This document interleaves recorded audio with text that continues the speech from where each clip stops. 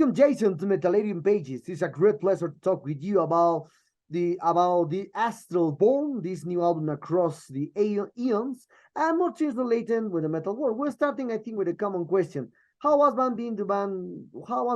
band been during the last 4 years? Because your previous album was released in 2019, Eternity's End. Now you have a second album. So how is the things going? Great question. Well, first of all, thanks for having me here, man. It's a pleasure to talk with you. Yeah, last few years have been interesting, I think, for most bands, right? We had a lot to deal with through the pandemic. We self-released our debut album, Eternity's End, back in 2019. And then we were later signed to Prosthetic Records. They picked us up shortly after, and they re-released that album in May of 2020. So pretty much right when the pandemic got started, lockdown started happening. Really, in my opinion, a terrible time to release an album, but it is what it is, right? Yeah. So fortunately, we had learned a lot going into that. The three of us had already started working remotely. I'm in central New York.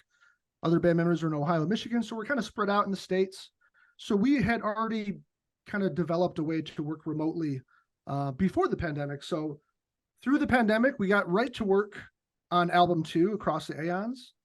And, using the technology that we were already familiar with, we didn't really use the quarantines and things as a reason to slow down. So we stayed busy and we wrote our asses off. So lo and behold, we're about to release that album here in a couple short weeks. And it's been good. Things have been better. They've improved. We feel like we've outdone ourselves on this album. That remains to be seen from the fans, but we're happy where the band is now, and getting over those hiccups and continuing forward. There's a lot of gas in our tanks, so we're feeling good. Okay, nice to hear. Well, you told me that the first album, Eternity was released independently, so by yourself. Now correct. You are one.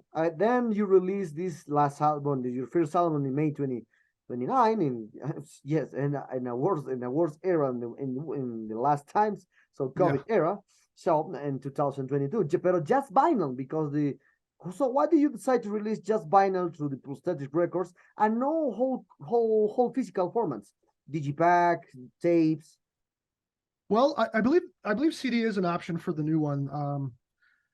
It's kind of just the trajectory we're on, I assume, like with the market, with the way people are buying. I think it's not lucrative for record labels to release music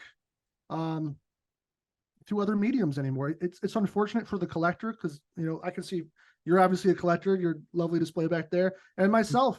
But I think vinyl is just where the money's at for labels now, and it's from a collector standpoint, I think that's really where it is. I prefer CDs and things for that, to get intimate with an album and to look at the liner notes, and I still appreciate that. So I'm still a proponent of that. But yeah, vinyl, I think, is just where the landscape is heading as far as, what some major labels want to do with the product. Okay. Well, other aspects that you told me is that with this for the first album and now with this new album across the eons, you are now with Prosthetic Records, one of the big labels around the world too. So how was the deal, or who came first? The Prosthetic came to you, or perhaps you approached to the Prosthetic with the first album? Good question. We were self-releasing the debut. We were pretty much on the end of things with that campaign. It kind of ran its course. I think everybody who was going to listen to it and buy it had done so. But Prosthetic heard it, and they reached out to us directly, and we kind of thought it was a joke at first. We thought it was maybe somebody pranking us. But when we realized it was a legit offer, we had to really sit down and have a conversation, the three of us, because Astralborne began as just a side project. We were just having fun. And, when the contract from Prosthetic was offered to us and we had to sit there and look at those terms, and before we decided to sign that dotted line, we all had to come to an agreement that, hey, as soon as this stops becoming fun, we need to reevaluate why we're doing this. but fortunately we're still having fun, and that hasn't changed yet. Thankfully, hopefully it never does. But yeah, Prosthetic reached out to us, and again, we're a studio band. We don't tour. We don't play shows. We just make music. So we thought it was interesting that Prosthetic had interest in us. But it's been a mutual relationship. Those guys have been great, and yeah, they've been helping us put the music on a much wider scale to a broader audience. And yeah, we couldn't be more thankful for that. Okay. Well, son, I saw that you well, according to biography and other informations that I got from Astralborne, you play melodic death metal. But when I hear your music is something mixed with melodic death metal normal, normal death metal, etc. So sometimes it's very difficult to get it, to put a label for your music. So for that, so what is your opinion about the reviewers and people try to label the band with the label melodic death metal? It's good, it's bad, Well, I think that's obviously something that every band goes through, is being pigeonholed into a subgenre or a category. We're obviously the sum of our parts. We're the byproduct of our influences, and those influences are they're broad. We melodic death metal is probably our biggest influence, but obviously our influences span the map.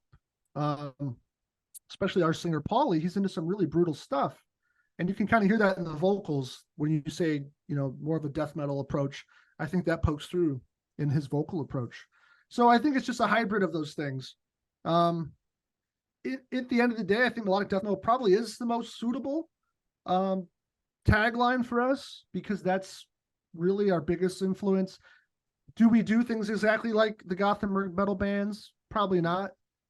Are we reinventing the wheel? Also, probably not. Do we sound like the Finnish melodic death metal bands with the keyboards and stuff? Not really. So I'd like to think it's our own take on the genre itself, and hopefully listeners hear that and see something unique about it. That's really all we can hope for. Okay, and so what are the biggest differences that exist already compared to the previous album, Eternity's End, with this new one? Well, good question. I think the biggest difference, Eternity's End was written over a long period of time. And when you listen to it, you can kind of hear the songs themselves feel very disconnected. I think maybe not very disconnected, but somewhat. It's kind of like it ebbs and flows. Whereas across the aeons, all the songs were written within the same period of time. And I feel like they're much more concise and focused. They sound like, you can draw a straight line through it. They sound like they're part of the same album. They're very glued together. So that's one of the major things. I feel like the album itself is, we really just captured the moment. The other thing I would say, I mentioned melodic death metal and our influences. When we started this band as a side project, the whole idea was kind of to do a tribute of sorts to our influences. So you look at look at the classic melodic death metal bands, In Flames and Dark Tranquillity, Gates of Ishtar, At the Gates. We wanted to kind of harness that sound, but still kind of make it our own. So Eternity's End was very much kind of like, as we were writing it, we asked ourselves, what would In Flames do on this riff? Or, what would Dark Tranquillity do on this drum part? We kind of asked ourselves that as sort of a homage, to the genres. Whereas I think across the aeons, as we started to develop that album, we kind of started to ask ourselves, what would Astralborne do on this part? We kind of took the building blocks that we laid down on Eternity's End and we tried to build off of those, finding our own unique voice. And I think we did that. I think we found a way to mature the sound in our own way. And I like I said, I feel like the songs are much more focused and a lot more genuine on this new album. Okay. Well, other detail that probably it's about that now we are returning back on time. That now where the people listen just singles like the 40s and 50s. Now just that's new trend again. So now, but the metal scene are very very against with this kind of aspects. But even the new metalheads are into this digital era, no? So Yeah. if we try to relate this aspect, which song from these across the eons are the most or capture whole essence from this new album? Great question, man. I think probably some of the singles we released so far do a really good job at that. Nocturnius, which was our second single, that's a really good representation of the album. It has, it's fast, it's a banger, it's got noodly guitars, really cool solo parts, and a lot of changes, and it keeps you on your toes. I think that's a really good, as a single, good representation. And the next single, which hasn't debuted yet, it's supposed to debut on the date of our release, which is 7/28.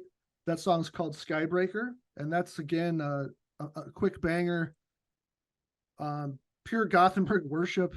I think that does a really good job at harnessing the energy of the album. But at the same time, those singles don't really give away too many of the album's secrets. I feel like the album itself, as you mentioned, singles grab listeners' attention, but I do feel like albums really are meant to be listened from start to finish to get the full picture of the art.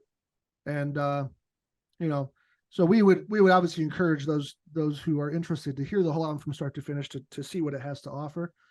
But yeah, I would say those two singles probably the best representation for sure. Nocturnius and Skybreaker.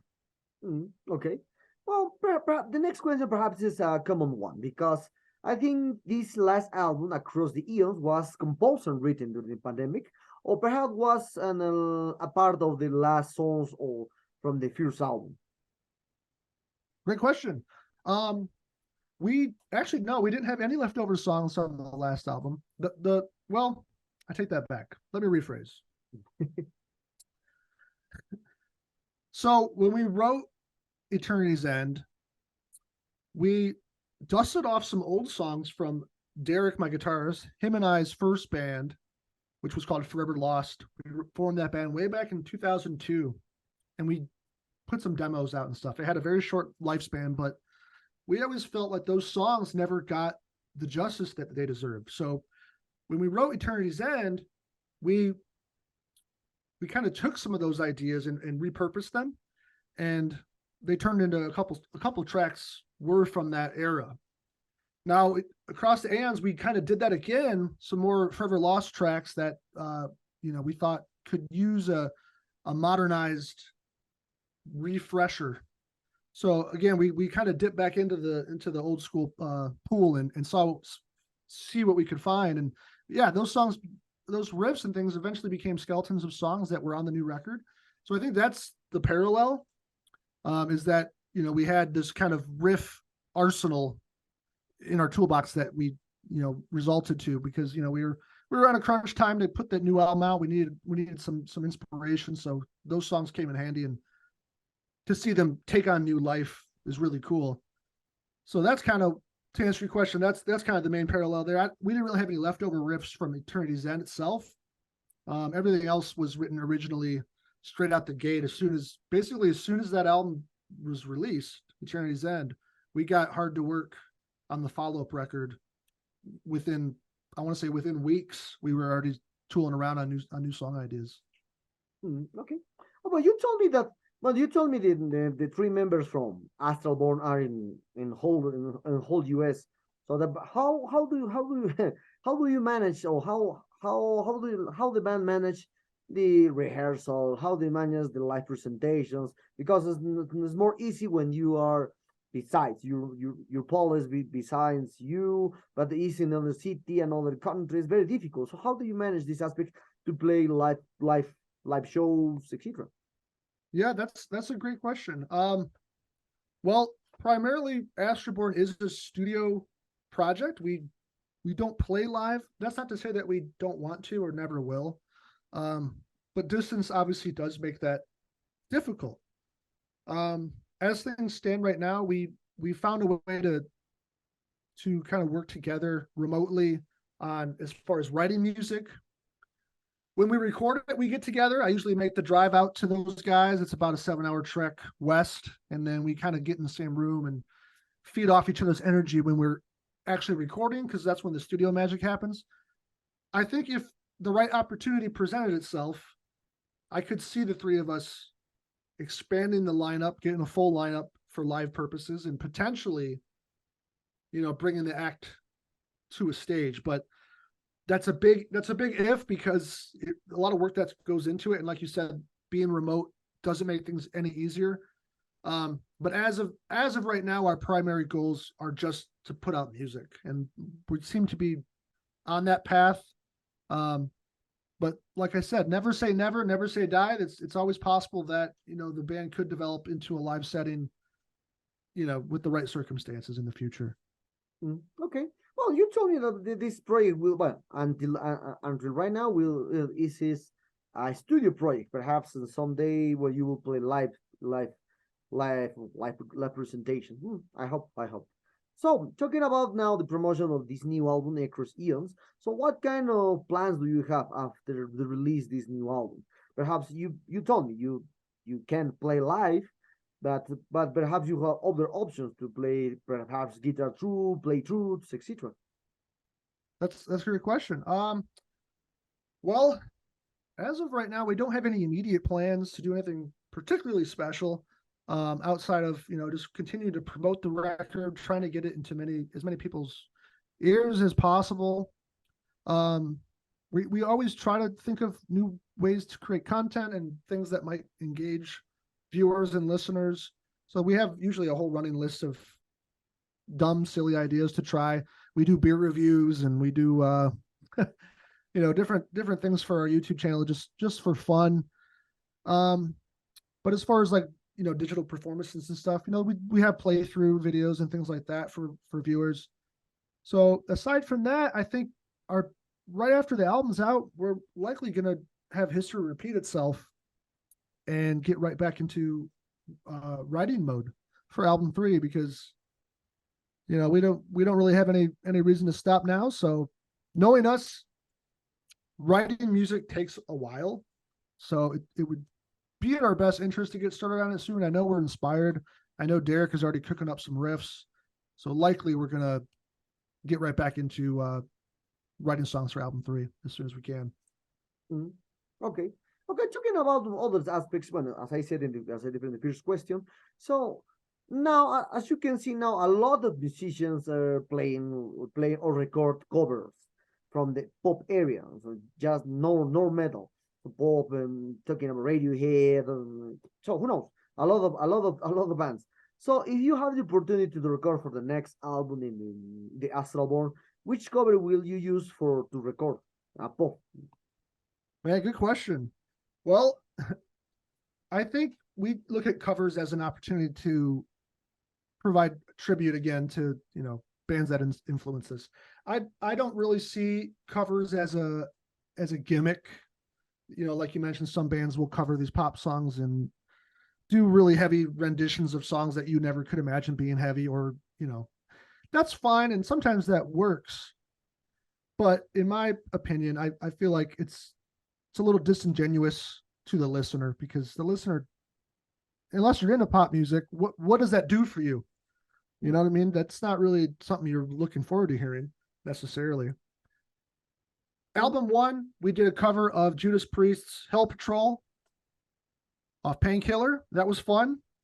And on this new record, we did an In Flames cover off of the Gesture Race, December Flowers. So we're going to kind of, most likely, if we do a cover on album 3, we'll stay on that trajectory, finding a band that influenced us and deserves a tribute of some kind.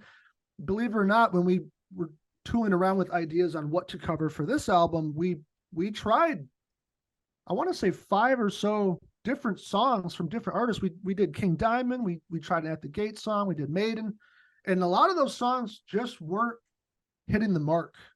Didn't sound right.